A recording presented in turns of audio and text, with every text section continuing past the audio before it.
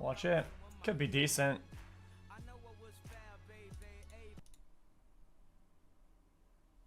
Show you an action, drama, mystery film from 2011, titled Source Code. Spoilers ahead. Watch out and take care. A train is moving toward Chicago. Jake Captain Gyllenhaal. Coulter Stevens, an Army pilot, wakes up on the train, confused as to where he is. Christina begins to talk to him and calls him Sean. He looks through the train, distracted by every movement, so he doesn't even respond to the conductor when he asks for his ticket. Coulter is jumpy with Christina as well, when she tries to help him find his ticket. She asks him why he's acting so strange, but Coulter tells her that he doesn't know who she is. He gets up and goes outside for a second, trying to figure out where he is, but he comes back to his seat next to Christina. Suddenly, he sees his reflection in the window, showing a different face. Coulter goes to the toilet and looks at himself in the mirror, seeing someone completely different. He opens the wallet and sees the same guy there. Christina is waiting for him in front of the toilet. He tells her that he neither knows Sean nor her. Suddenly, the train explodes. Coulter wakes up in a different place, hearing a female voice telling him that he's with Beleaguered Castle and asking if he's functional. He's still confused and can't answer any of the questions the disembodied voice is asking him. The voice only wants to know what happened on the train and where the explosion came from. Coulter asks her who she is, and she shows up on a monitor in front of him, telling Coulter that he already knows that. She tells him that they will rebuild his memory pattern and begins a mnemonic procedure. The woman reads him a passage while accompanying visuals appear on the screen. Coulter isn't paying attention and is trying to get himself out of the seat as the woman continues with the exercises. Suddenly, he remembers parts of the exercise and repeats back what he had heard before. She asks for her name, and Coulter calls her Goodwin. Dr. Rutledge shows up briefly on the monitor checking something, then Coulter asks to talk to his father. Goodwin interrupts him and continues to ask him about the bomb on the train. She tells him that Christina calling him another name is incidental. He doesn't know who bombed the train, so Goodwin tells him that he will go back inside for 8 minutes again. Coulter thinks that he's in a simulation, but Goodwin will not give him any information about his status. She just insists that he find out more information about the train. Find the bomb, and you find the bomber. Coulter is back on the train. Christina is telling him that she gave her notice at work and will be taking the LSAT. He hears a soda can open, and a woman spills coffee on his shoe. Coulter says that it's the same train but somehow different, which Christina understands as some deep statement. He activates a timer on his watch and says that everything looks so realistic, still convinced he's in a simulation. Coulter looks around for the possible bomber and jumps over to a guy asking how long the delay would be. The guy jokes around, and Christina tells him that he's a comedian. He looks around the train searching for something out of the ordinary, and he sees a student give back someone their wallet. Coulter steps back on the train and remembers that the explosion came from behind him. He goes into the toilet and looks through it. Coulter notices that the vent has been tampered with and opens it, finally finding the bomb. He begins talking to Goodwin, thinking she can hear him and instruct him on the next steps with the bomb. Coulter leaves the bomb how he found it and gets another idea on how to find the bomber. He goes back into the cart, lies to the people that he's transit security and that there has been some kind of security breach, so they have to stop using all of their electronic devices. No one really believes him, and when he sees a man still on his laptop, he closes it for him and breaks his jaw. Christina runs over to the man to help him, and Coulter says not to worry because neither he nor she are real. The train explodes, and he's back. Goodwin tells him to stabilize and lower his pulse. She asks if he found the bomb, and he tells her that he did, but Coulter asks to speak to Dr. Rutledge since he figured out that he's her commanding officer. Coulter thinks that he was in Afghanistan just 2 days before, but Goodwin says that it was 2 months. He's still confused, but he replies to her questions about the train. She tells him that he's not in a simulation, but that real lives are at stake. Coulter wants to know more before he can continue with the mission. Goodwin asks Rutledge if she can tell him anything, and when he confirms that she can, Goodwin tells him that the train he was on had already exploded that morning and that more attacks like that one are underway. Sean Fentress was on that train, and Coulter is him now. He doesn't understand yet, but she keeps pushing for information. Coulter tells her where he found the bomb and what kind of detonator it operated with. Goodwill explains that the detonation was planned to occur at the same time when a freight train was... Yeah, d'habitude, ce que je fais, c'est que je double order, right? Puis, si un qui est mauvais, je le mange pas. Sinon, je le laisse dans le frigidaire puis je le mange plus tard. C'est bien correct. C'est que je vais te le mettre. Où ça? Je vais te le mettre dans le frigidaire? Ouais, c'est là. Vas-y. Was passing by, engulfing both vehicles. The bomber must have been close enough to see when that would happen to detonate the bomb. She tells him to concentrate on the passengers on his train and concentrate on performing only the tasks that she has given him. They send him back. Coulter wakes on the train in the middle of the same conversation. The woman spills coffee on Christina's shoes, and she's very kind about it, which Coulter comments on. He believes she's real now. Coulter asks the conductor about the behavior of the passengers on the train, and the man replies that he's the one looking strange. Then, he asks Christina if someone looks suspicious to her, tells her to sit next to him, and says to think of it as a game. She jokes around about all of the people in the car, naturally not taking him seriously, commenting that he knows the people more than her because he talks to them all the time. Suddenly, Coulter notices a guy coming out of the bathroom and Christina comments that they're going into racial profiling. She tells him that he's the only other person she'd seen coming out of there, making him think for a second. Coulter looks through Sean's things, but only finds her name in his notebook. He wants to go after the guy he saw earlier and makes Christina come with him. Coulter tells her to wait outside the station as he follows the guy inside the washroom. He can hear him getting sick in a stall and inspects him, making him really uncomfortable. The guy leaves with Coulter after him. He joins him at the bench where he's sitting on and asks to borrow his phone. The guy asks to be left alone and leaves when Coulter attacks him and keeps asking to see his phone. Suddenly, the bomb explodes and he thinks that the guy may be the bomber. Not completely convinced, he goes after him again and the man pushes him on the tracks. Coulter doesn't get up in time and is hit by an oncoming train. He awakens in the other place, but neither can he hear Beleaguered Castle, nor they Coulter. The place feels freezing cold and begins shutting down. The man working with Goodwin tells her that he's in trouble. Then they both go to see Rutledge, who tells them that no one has ever been in a situation like him before and that they should keep sending signals to him and see if he responds to any of them. Meanwhile, Coulter finds a toolkit and manages to restart the power in the place where he's at. He begins hearing distorted voices, as Rutledge is sitting down on Goodwin's computer. Coulter hears her reading the passage to him and calls out to her as Rutledge is preparing to leave. The doctor talks to him, telling him that he invented the thing he is inside of and confirms that he's in charge. As Coulter tells him that he saved a passenger from the train, Goodwin comes back and continues the conversation. She tells him that saving the people on the train is outside of his mission. Coulter insists that she survived, but Rutledge explains that she survived only in the source code. When asked by Coulter what that means, he tries to simplify it for him. Source code is not a time travel machine, but something more similar to time reassignment. He can only go back there and report to what he has seen in a kind of parallel reality, through the eyes of Sean Fentress, who is his link. Coulter insists that he saved someone, so Goodwin asks for her name and looks for her online. She tells Coulter that Christina died that morning on the train. He still doesn't understand, but they need to send him back again because there is a second suspected attack in the center of Chicago. They think that this time the bombers will activate a dirty bomb, so the city is being evacuated. The army thinks that if he can find who bombed the train, the second attack might be prevented. Before they send him back, Goodwin tells him about a handgun he can find on the train. She authorizes him to use every force necessary. When Coulter wakes up on the train, he's very disappointed to see Christina there. They talk a little and it's apparent that he's slowly falling in love with her. Coulter has a mission though, and he gets up to achieve it. He goes looking for the gun and finds it exactly where Goodwin told him it would be. Unfortunately, the conductor catches him getting into the safe with the gun. He points the gun at him when the second conductor electrocutes him. Coulter wakes up on the train again, only to see Christina next to him asking what he was doing. He doesn't know what to tell her and knows he's running out of time, so he asks her what she would do if she only had 1 minute left to live. Coulter tells her that he would call his dad and tell him he's sorry.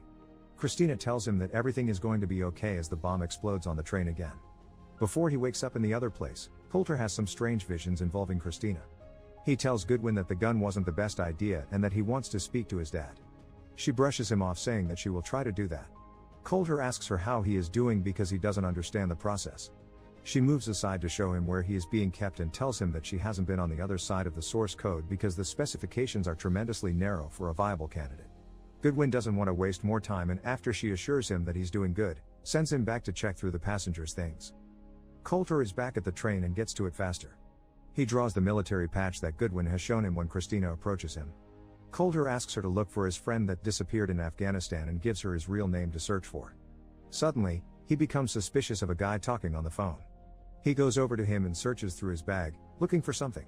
Coulter notices that a woman has a bag from an army medical center and goes up to talk to her. He asks her about the letters on the patch. She tells him that it stands for Air Force and that the N stands for Nellis. Coulter asks her for her phone and calls Nellis Air Force Base. He asks for Rutledge and tells the operator to tell him that Captain Coulter Stevens is calling for him. Christina finds him and tells him that the friend he asked her to look for is dead, killed in action 2 months ago. Suddenly, Coulter has some memories from Afghanistan and he hears Goodwin's voice again, taking him through the mnemonic exercises. When he wakes up in the other place, he immediately asks Goodwin if he's dead. He tells her that he found an article online saying just that, as well as that his father received a medal for him. She tells him that he needs to focus on the train and that everything else is irrelevant. Coulter insists to know and Goodwin tells him part of the truth. She says that part of his brain is still active, but that his body is a manifestation. Coulter asks if he's imagining that he's in the capsule and the thing begins to fall apart. She confirms that the capsule is also a manifestation and doesn't tell him where his actual body is being kept. Rutledge intervenes, saying that they need to send him back to the train so that he can prevent another attack. Coulter still doesn't agree with the way the source code works and tells Rutledge that he called him from the train that morning. The doctor tells him that he didn't receive that call, and if he did, it would have been a different reality. The Rutledge receiving that call would be a different Routledge entirety. Coulter needs more convincing, so the doctor tells him that the project was sanctioned by a military court. Furthermore, he tells the Air Force captain that many other soldiers would love the opportunity more preferable than death, having the possibility to continue serving their country. Coulter's retort to that statement is that for many soldiers one death is service enough. Rutledge promises him that he will let him die if he finishes the mission. Before he sends him back on the train, Rutledge tells him that 2 million Americans depend on the success of their mission, and if he doesn't value his own life, he should value theirs. Then, Rutledge proceeds to take Coulter back on the train over and over again with no rest period in between. He tells the soldier that they will keep doing it until he finds the bomber. Coulter says that he can't do it, and Rutledge manipulates him into getting him where he needs Coulter to be. He plays a recording of his father giving an interview after he died, feeling sorry that they never really understood each other. Coulter tells Rutledge to send him back in. Coulter is back on the train and goes straight for the gun, the bomb. He takes the detonator phone out from the bomb and calls the only phone number in its call log. A man answers as Coulter moves through the train. He tells him to turn around, but the man in front of him hears him and turns. Coulter sits next to him and threatens him with a gun, saying that he can't kill anyone. The man swears that he was talking to his wife, so he makes him call the phone again. Suddenly, another phone rings and he apologizes to him. He hears the phone outside and follows after the guy. He sees him putting his wallet back on the train and finally knows his name, Derek Frost. The doors close, so he opens it with the emergency handle and jumps off so that he can go after him. Coulter sees him go into a white van and goes up to him. He shows Derek the phone, but he pretends that he doesn't recognize it. Coulter knows it's him though, so he shows him the second bomb inside the van. He inspects the bomb and asks him where his next target is when Catherine shows up. Derek shoots them both. Coulter is still alive, so Derek gives him the whole speech on why he's doing it. His explanation is that the world is hell and that it needs to be rebuilt. For the world to be rebuilt, it needs to be destroyed. Derek gets in the van and leaves them there. The bomb in the train explodes regardless.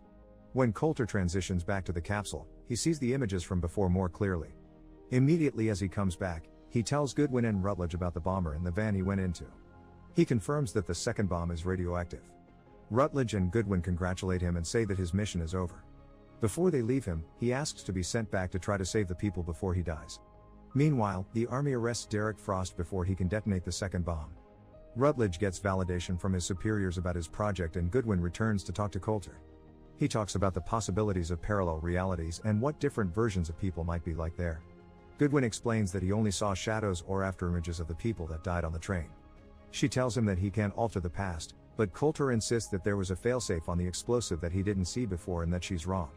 Coulter pleads with her to send him back in without approval and then switch him off. She has some trouble deciding, but still does it, telling him that at the end of his source code she will terminate his life support. Coulter tells her that he'll save Christina. Goodwin says that it was an honor and wishes him good luck. Coulter is back on the train for the last time. He asks Christina out for coffee and she very gladly accepts. Coulter asks her to give him a few minutes to save the world. He instantly goes toward the bomb and takes out the first and second detonators. Then he passes by Derek and steals the conductor's handcuffs. While the source code is active, Rutledge gets more good reviews from his superiors as Goodwin walks into his office. He tells her to wipe Coulter's memory and prepare him for a new source code. Rutledge has no intention to let him die to Goodwin's disapproval. Back at the train, Coulter stops Derek from going out of the train and cuffs him to a bar. He shows him the phone and calls the police, telling them everything about Derek and the radioactive bomb in the van. Coulter takes his phone and leaves him there. He sends an email to Goodwin from his phone and calls his dad. Coulter tells him that he's a friend of his and that before he died he wanted to say that he was sorry. Meanwhile, Goodwin goes to the place where they are keeping his body and opens the chamber, seeing the state that is in.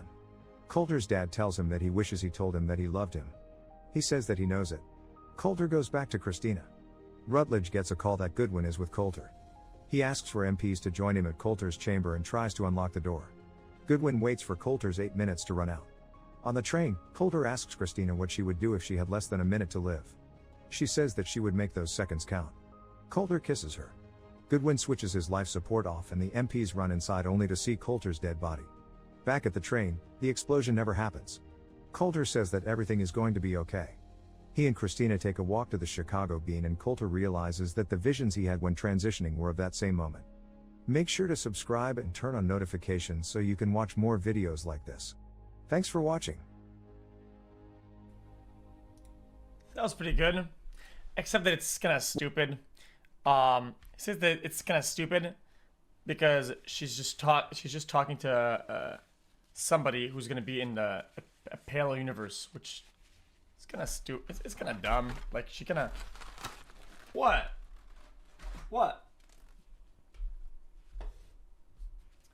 Because it's dumb. How is my take dumb? How is my take dumb? Okay? It's like if I did that, if I did that, okay, and I was like, oh yeah, dude, I'm gonna make sure that my Sims in Sims are well taken care of, and I'll give them the tool to succeed before logging out, and then I'm gonna break the fucking computer. I'm gonna fucking break the computer because in that instance, in that parallel universe of the computation, the Sims are having a good life. Even though I broke the hardware that made them think, that made them be simulated, now it's broken, but at least they're living good in there. Bitch, they're not even being computed anymore, bitch sucker. That universe doesn't exist. It only exists because of the main processing unit. Once that's gone, that layer is gone too. Who cares if it's gonna be good or bad? It won't exist anymore, dude.